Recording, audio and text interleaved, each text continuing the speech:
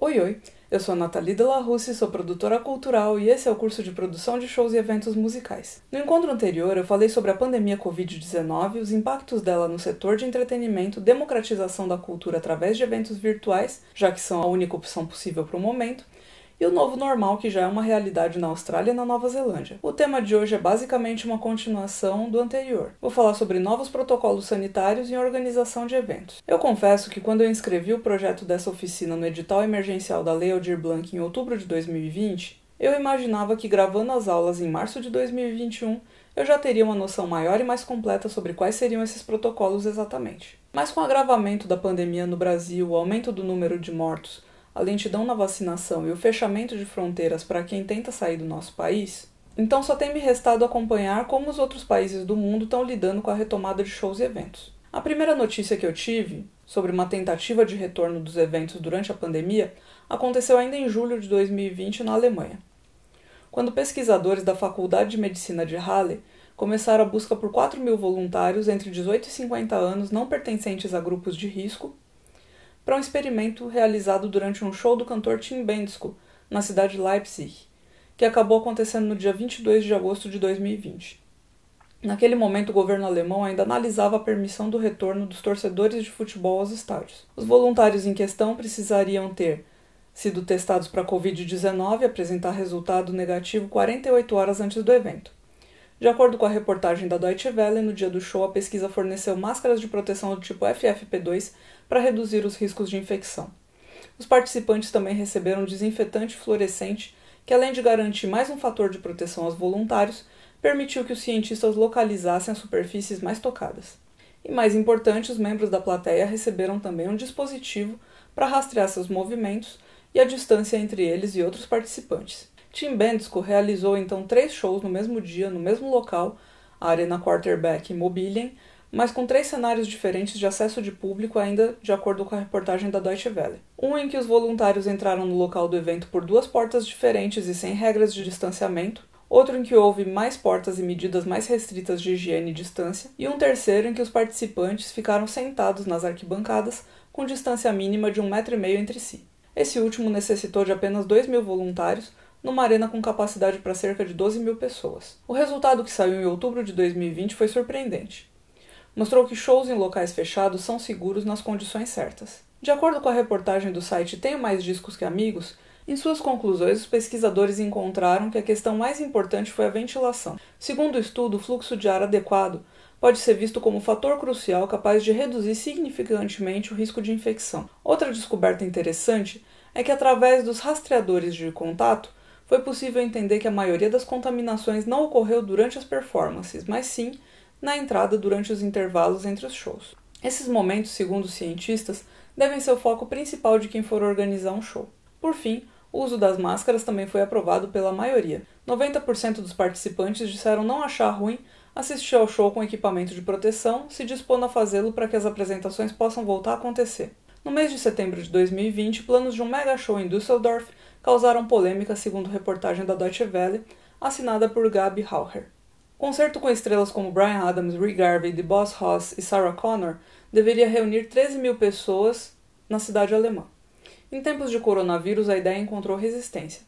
Os ingressos para o Give Live a Chance começaram a ser vendidos mesmo sem a certeza se o evento realmente aconteceria. Após protestos na cidade de Düsseldorf, desentendimento entre o secretário de saúde local e o prefeito, em 30 de agosto de 2020, um comunicado oficial foi reproduzido pela revista Spin dizendo: apesar de amplo programa de saúde, higiene e segurança, os organizadores se sentiram obrigados a cancelar o evento, tendo em vista o aumento do número de infecções e as subsequentes restrições de capacidade que foram impostas ao evento. Ainda de acordo com a reportagem da Deutsche Welle, que saiu antes do cancelamento da data, o organizador Marek Lieberberg queria passar uma mensagem, abre aspas, é muito importante que as pessoas recebam um sinal de esperança de que a indústria, os fãs, os artistas e os muitos prestadores de serviços tenham também motivos para ter esperança novamente, fecha aspas, disse ele em uma entrevista à Deutsche Welle. Em contraste com os setores culturais financiados pelo Estado, como ópera ou teatro, a indústria de eventos do setor privado recebe apenas uma fração da assistência financeira criada em função da pandemia do coronavírus. Marek Lieberberg é um dos maiores promotores de shows da Alemanha. Ele organiza, entre outras coisas, o festival Rock am Ring, que atraiu 70 mil espectadores em 2019 e que em 2020, como muitos outros eventos, teve que ser cancelado devido à pandemia. Já o retorno dos torcedores de futebol aos estádios é algo que acabou sendo permitido de forma limitada em setembro de 2020, voltou a ser proibido em novembro de 2020 e voltou a ser permitido em março de 2021. Seguindo diferentes regulamentações sanitárias entre regiões e cidades do país, o número de espectadores nas partidas de futebol variou de acordo com o tamanho dos estádios. Teve estádio recebendo 300 torcedores em regiões mais afetadas pelo vírus e estádio recebendo 770 torcedores em regiões onde o contágio pelo vírus foi baixo. Os protocolos por lá incluem a obrigatoriedade do uso de máscaras, o distanciamento e os portões sendo abertos 2 horas antes do apito inicial para que os torcedores possam entrar no estádio sem aglomerações. Além disso, todos passam por teste rápido para detecção do vírus.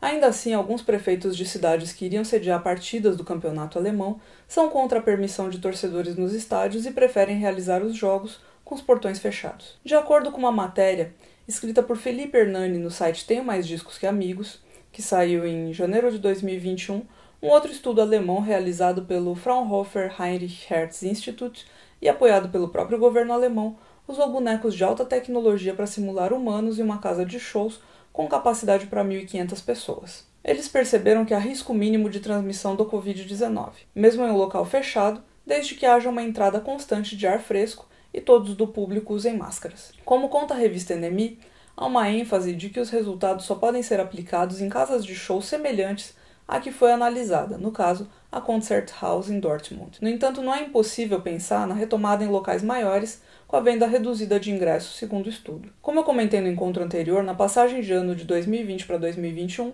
a banda americana Kiss realizou um super show de ano novo no Atlantis Hotel em Dubai, que apesar de quase não ter público presencial, contou com uma equipe bastante grande. O show foi transmitido pela internet mediante venda de ingressos, mas alguns hóspedes sortudos do hotel puderam assistir o show diretamente das varandas de seus quartos. De acordo com reportagem da revista Rolling Stone, foram gastos $750 mil com testes e medidas de proteção para que nenhum dos 400 profissionais envolvidos fosse infectado pelo novo coronavírus. Enquanto aqui no Brasil a gente não faz nem ideia de quando os eventos vão poder voltar e nem de que forma, mas imaginando que seja somente após a vacinação em massa, com lotação das casas de show e estádios reduzidas a 40% do público, com distanciamento social, com uso obrigatório de máscaras, medição de temperatura na entrada, distribuição de álcool gel. Na Austrália e Nova Zelândia, o tal novo normal já chegou e ele é quase igual ao antigo normal. Bandas locais de grande porte e sucesso internacional estão excursionando com ingressos esgotados. O Tame Impala é um projeto australiano de música psicodélica fundado em 2007.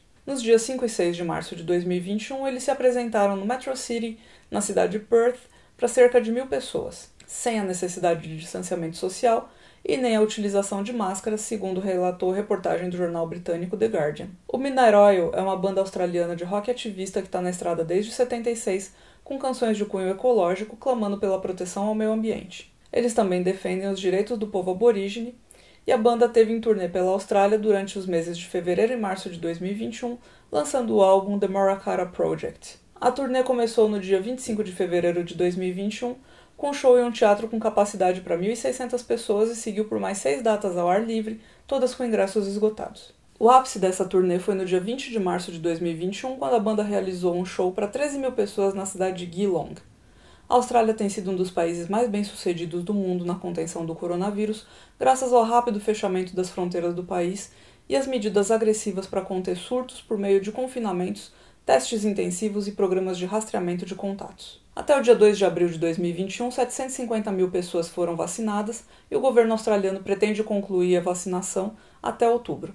A população total da Austrália é de aproximadamente 25 milhões de habitantes. Apesar disso, um dos maiores festivais de blues da Austrália, o Blues Fest Byron Bay, que tem público médio de 100 mil pessoas e estrutura de camping para 6 mil pessoas, foi cancelado pelo ministro da Saúde da Austrália. Isso aconteceu na véspera da data de início do festival, pois houve notificação de um único caso de Covid nos arredores do local do show. Através da página do festival do Instagram, várias pessoas que haviam comprado o ingresso demonstraram apoio à organização do evento, aos artistas e disseram ser a coisa certa a se fazer. Esse festival ele teria cerca de 50% da capacidade nesse ano.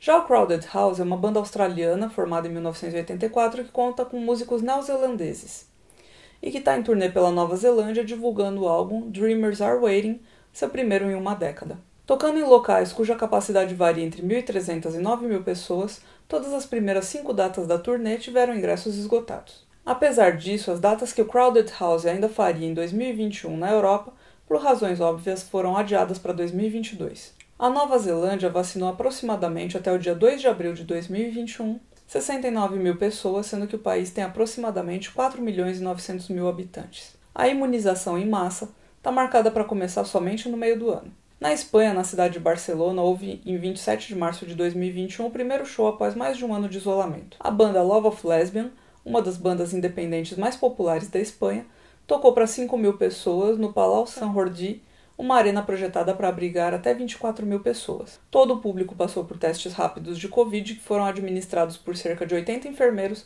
em 3 locais na cidade, entre as 8 horas e as 16 horas da data do show. Também era possível realizar o teste na chegada à arena. Os controles sanitários na entrada atrasaram o início do show. Foi exigido o uso de máscaras, mas não foi exigido o distanciamento social na arena durante o show. Segundo os organizadores, trata-se do maior show na Espanha desde o início da pandemia. Nos Estados Unidos já existem várias turnês de artistas de público mediano agendadas para a segunda quinzena de abril, como Leste Bandoleiro, Samantha Fish, Tab Benoit, Allman Betts, entre outros. De acordo com o site Panrotas, a partir do dia 15 de abril, o governo da Califórnia volta a autorizar o funcionamento de teatros, shows em ambientes fechados e outros eventos particulares. Para ir a alguma dessas atividades, os participantes precisam provar que estão 100% vacinados, ou seja, 2 doses da vacina da Moderna ou Pfizer, ou uma no caso da Johnson & Johnson, com 14 dias entre a última dose e o evento. A testagem poderá ser outra forma de participação, desde que o resultado seja negativo, obviamente. A capacidade depende também da classificação de cada cidade para o combate à Covid. Los Angeles, por exemplo, está na fase laranja,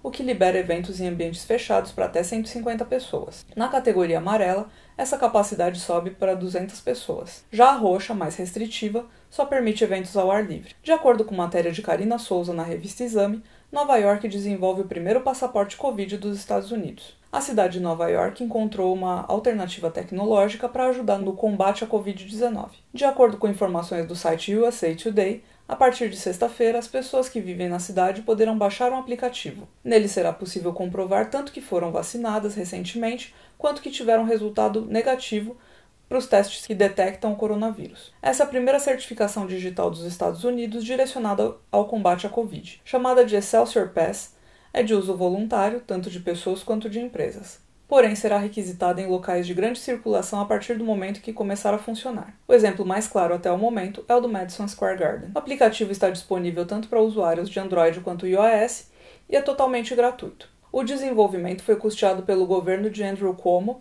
como forma de recuperar os setores mais afetados pela pandemia.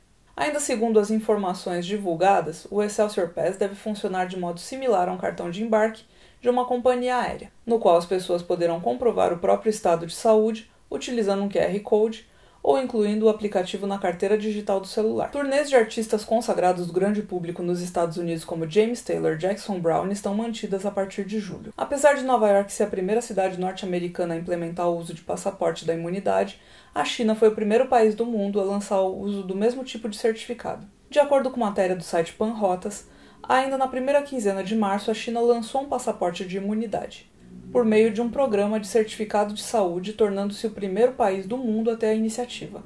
Segundo o eTurbo News, o documento pode ser digital ou em papel e mostra o status da vacinação do viajante e os resultados dos testes já realizados referentes à Covid-19. Ele pode ser obtido na plataforma WeChat, lançada no dia 9 de março de 2021 e inicialmente estará disponível apenas para cidadãos chineses, mas não será obrigatório. O programa inclui um QR Code criptografado que permite que as autoridades de outros países obtenham informações de saúde de turistas chineses. Os códigos de saúde dentro do WeChat e outros aplicativos de smartphones chineses já são necessários para obter acesso ao transporte doméstico e em muitos espaços públicos na China, por exemplo. Ainda de acordo com a publicação, o certificado está sendo lançado para ajudar a promover a recuperação econômica mundial e facilitar as viagens internacionais, segundo um porta-voz do Ministério das Relações Exteriores. No site da ABOC, que é a Associação Brasileira de Empresas de Eventos, eu encontrei uma matéria muito legal explicando passo a passo como funciona o passaporte sanitário de Covid-19. Na quarta-feira, 17 de março de 2021, a União Europeia anunciou o lançamento do passaporte sanitário de Covid-19. O objetivo é estimular as viagens internacionais com segurança em meio à pandemia. Para tirar as dúvidas que surgiram sobre o projeto, o Ladevi, parceiro da Panrotas na América do Sul, ajuda a elencar os 15 principais pontos. 1. Quem pode obter o passaporte de Covid-19? Também conhecido como certificado verde digital, o passaporte abrange 3 tipos de certificados. Um certificado de vacinação, um certificado de teste PCR negativo ou um certificado de que o viajante se recuperou da contaminação, e todos os cidadãos da União Europeia e seus familiares, além de cidadãos de países terceiros, podem obter o passaporte gratuitamente. 2. Onde usar o passaporte? Os certificados podem ser emitidos e usados em todos os Estados-membros da União Europeia. Apenas quem já foi vacinado pode viajar pela Europa. A vacinação não constitui um pré-requisito para a viagem. 4. Para que serve o certificado? O certificado verde digital serve como prova de vacinação, teste PCR negativo e ou recuperação. Assim, o viajante está isento das restrições estabelecidas pelos Estados-membros, incluindo a realização de novos testes e quarentena. 5. O passaporte europeu está disponível para países não membros? Atualmente, as viagens não essenciais para a União Europeia provenientes de países terceiros estão restritas, exceto para um número limitado de países. Cidadãos de países sem restrições podem obter o certificado desde que apresente todas as informações exigidas. 6. Quais vacinas são aceitas para obter o certificado? Por enquanto, aquelas que receberam autorização de comercialização no mercado da União Europeia. 7. Quais testes são aceitos? Apenas os testes chamados NAAT, RT-PCR e testes rápidos de antígenos. 8. Os testes de autodiagnóstico são aceitos? Esses testes não são realizados em condições controladas e são considerados menos confiáveis. 9. Quem tem o passaporte de Covid precisa ficar de quarentena ou realizar o teste? Não. Se um Estado-membro exigir que os titulares do certificado verde digital sejam submetidos à quarentena ou a um teste, deve notificar a União e todos os outros países. 10. Quais informações estão incluídas no certificado? Nome, data de nascimento, Estado-membro emissor e o identificador único de cada certificado. Nos certificados de vacinação constará o nome da vacina, o seu fabricante, o número de doses e a data da vacinação. Já em certificados de teste de Covid, o tipo de teste, a data e a hora de sua conclusão, o centro de teste e o resultado. Nos certificados de recuperação, a data em que o teste deu positivo, o emissor, o certificado, a data de emissão e a data de validade. 11. Qual o formato do passaporte? O certificado será emitido de forma digital. Os viajantes podem apresentá-lo no smartphone ou impresso. Terá um QR Code com os principais dados do titular e sua assinatura digital. O objetivo do QR Code é verificar a integridade e a autenticidade do passaporte. 12. Qual a validade dos certificados? Segundo o regulamento, o certificado de recuperação vale por no máximo 180 dias. O certificado verde digital será suspenso assim que a OMS declarar o fim da emergência da Covid-19. 13. As pessoas que foram vacinadas antes de emitirem o passaporte. Caso tenham obtido um certificado de vacinação que não cumpra os requisitos exigidos, basta solicitar um novo. 14. Qual o custo para a emissão do passaporte? Os cidadãos da União Europeia receberão os passaportes gratuitamente. 15. O passaporte de Covid da União Europeia é compatível com outros? A Comissão está trabalhando para garantir que os certificados sejam compatíveis com os de países terceiros. Ainda falando em Europa, em Portugal, de acordo com matéria do site Portal Radar, o primeiro-ministro português, António Costa, anunciou na segunda quinzena de março um plano de reabertura a conta-gotas. O plano vai de 15 de março a 3 de maio, mas conforme Costa avisou, dependerá de fatores epidemiológicos, podendo assim as medidas de abertura serem revertidas. Costa indicou que a partir de 19 de abril será possível realizar eventos ao ar livre com número restrito de participantes. Casamentos e batizados também retornarão nessa data, mas com 25% da lotação do espaço. As salas de espetáculo e auditórios também reabrem. Em 3 de maio deve-se dar a volta dos grandes eventos ao ar livre e em lugares fechados com diminuição da lotação. Os casamentos e batizados podem aumentar a lotação para 50%. Não há mais detalhes sobre as regras de organização de eventos. Em termos de regras gerais, mantém-se o dever de confinamento e de teletrabalho, sempre que possível. Também em matéria do Portal Radar foram noticiadas as palavras de Hashimoto Seiko, presidente dos Jogos Olímpicos de Tóquio de 2020. Ele planeja fazer do mega evento um exemplo para todo o setor. Ele disse: "Como presidente da Tóquio 2020, vou trabalhar para implementar um sistema perfeito de preparação para os jogos. Estes serão jogos que todos no Japão e ao redor do mundo poderão concordar que estarão seguros e protegidos. Em fevereiro foi publicada a primeira edição dos manuais Playbooks, com os detalhes das contramedidas para proteção em relação à Covid-19. Uma segunda edição está sendo preparada e deve ser apresentada em abril. Os Playbooks serão as bases para garantir que todos os participantes dos Jogos Olímpicos e Paralímpicos e o povo de Tóquio e do Japão estejam seguros e saudáveis durante e pós o evento. Eles descrevem as responsabilidades de todos os participantes dos Jogos e as regras que devem ser seguidas, começando 14 dias antes da viagem, bem como a entrada no Japão durante os Jogos e as partidas. Eles foram desenvolvidos em conjunto pelo Comitê Olímpico Internacional e o Comitê Paralímpico Internacional e o Comitê Organizador da Tóquio 2020. Os manuais são baseados no extenso trabalho da força-tarefa de todos os parceiros, que também inclui a Organização Mundial da Saúde. Além disso, o governo do Japão, o governo metropolitano de Tóquio, especialistas independentes e organizações de todo o mundo. De acordo com Hashimoto, uma decisão sobre os espectadores estrangeiros terão permissão para assistir aos Jogos será feita antes do início do revezamento da tocha olímpica, que foi marcado para o final desse mês, março de 2021. Então, assim, com todas essas matérias e reportagens que eu compilei aqui, a gente está vendo diferentes partes do mundo começando a viver o tão famigerado novo normal. Enquanto isso, a gente fica cada vez mais isolado aqui no Brasil. Eu acho isso muito desesperador. Eu li uma reportagem que saiu em 19 de março de 2021 no portal R7, escrita por Fábio Fleury, que diz assim: brasileiros só entram livremente no Afeganistão, Tonga e mais 6 países no mundo.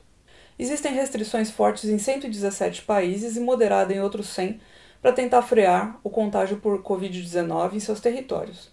A matéria diz que o brasileiro que estiver disposto a viajar, seja por turismo, negócios ou assuntos pessoais para fora do país em meio à pandemia de Covid-19, tem cada vez menos opções para escolher. Atualmente, apenas 8 países do mundo: o Afeganistão, Albânia, Costa Rica, Eslováquia, Macedônia do Norte, Nauru, República Centro-Africana e Tonga. Esses têm restrições leves para a entrada de brasileiros em seus territórios. Com o surgimento da variante amazônica do coronavírus, o aumento desenfreado de casos, com o Brasil na segunda colocação mundial em infecções e mortes e a vacinação ainda no início, muitos países fecharam as portas para os viajantes vindos do país. Desde dezembro, as restrições foram ampliadas nos últimos meses. O mesmo problema é enfrentado por voos e passageiros do Reino Unido e África do Sul, que também descobriram cepas locais. Segundo o levantamento do Skyscanner, site especializado em venda de passagens online, desses países com controle mais relaxado, somente Afeganistão e Macedônia do Norte não têm nenhum tipo de restrição. A Albânia não recebe voos do Reino Unido. Tonga e Nauru não recebem voos da China. Costa Rica e Eslováquia exigem um resultado negativo de exame PCR para entrada no país. De resto, 100 países têm restrições moderadas para receber turistas vindos do Brasil e outros locais, além de 117 que estão com restrições fortes. Esses incluem, na maioria dos casos, fechamento de fronteiras para todos que não sejam cidadãos ou estrangeiros com residência fixa no país. Os que permitem algumas entradas exigem quarentena obrigatória de 14 dias. Estão no primeiro grupo países latino-americanos como Argentina, Bolívia e México, europeus como a República Tcheca e a Ucrânia, e a maior parte dos países do Caribe e da África. Os destinos mais procurados pelos brasileiros, no entanto, como os Estados Unidos e a maior parte dos países da União Europeia, como Portugal, França, Espanha, Alemanha, além de Japão, China, Austrália e Nova Zelândia, estão todos na lista de restrições fortes, com as fronteiras fechadas para todos os estrangeiros sem visto de residência. Ou seja, se a gente não pode nem sair do país, que dirá organizar mega eventos com participantes de outras partes do mundo.